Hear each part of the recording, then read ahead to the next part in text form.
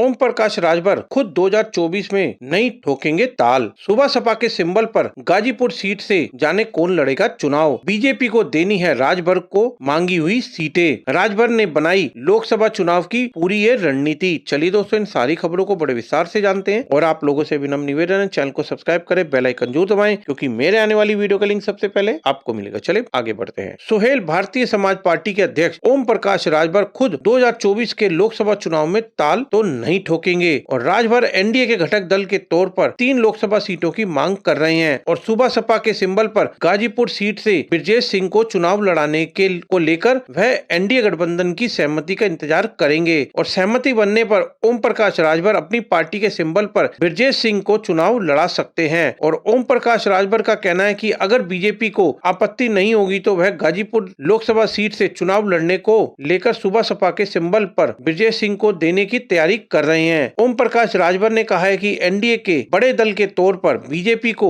उन्हें मांगी गई सीटें देनी होगी और देने का समर्थन भी करना चाहते हैं। राजभर ने कहा है कि सीट वितरण में छोटे दल बड़े दल से मनचाही सीट मांगने की दरकार कर सकते हैं। वह 3 सीटों की मांग एनडीए से कर रहे हैं और सीट देने वाले दल भी कुछ शर्तें भी हो सकती हैं। इन सब के बीच अगर ब्रजेश सिंह का नाम गाजीपुर से चुनाव लड़ने के लिए सामने आता है तो ऐसे में राजभर को कोई आपत्ति नहीं होगी और अगर एनडीए गठबंधन में इस विषय पर आम राय बनती है तो वह 2024 लोकसभा चुनाव में अपनी पार्टी का सिंबल ब्रजेश सिंह को देने के लिए तैयार हैं। एक सवाल के जवाब पर उन्होंने कहा है कि उनके बेटे और पार्टी के प्रधान महासचिव अरविंद राजभर घोसी या सलेमपुर सीट से चुनाव लड़ सकते हैं। एनडीए के घटक दल के तौर पर ओम प्रकाश राजभर को सलेमपुर, घोसी, गाजीपुर सीट और लोकसभा सीटों की दरकार है और वह उम्मीद करते हैं बीजेपी उनकी सुनवाई पूरी करेगी।